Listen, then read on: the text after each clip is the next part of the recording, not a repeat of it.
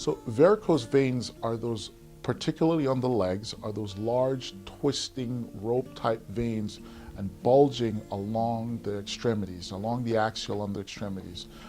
They are a result, for the most part, of venous insufficiency, where the valves are not functioning well.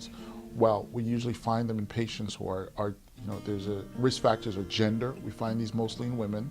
We find these in women in their ages 45 and above, or patients aged 45 to 50 and above. So these veins can bulge because of, the venous insufficiency. Men do get them. We find that, men do get them at a lower rate than women do, for the most part.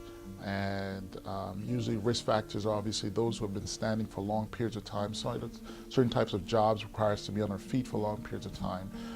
Genetic disposition, men who comes from families where especially both parents presented or had or struggled with venous insufficiency presents with varicose veins. And sometimes patients who've had a previous or years ago clot in their legs were treated for some time and subsequently developed the clot damaged the veins, which lead to venous insufficiency and may lead to varicose veins, the swelling, and the ulcers. The difference between a varicose vein and a spider vein is usually what it boils down to their size.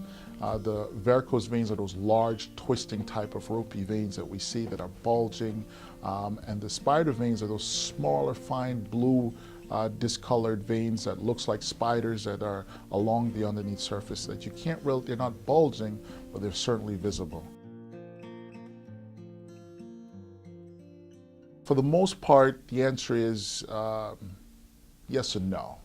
What I mean by that is I believe that if you do have reflux, and identified reflux that is a single cause that is treated here, you certainly can't eradicate their symptoms. Certainly the patients are at risk to having more venous problems. But for those who have a strong family history, who has multiple veins, both their deep and superficial system, that has bad reflux disease, there's really not a cure that we can provide for them.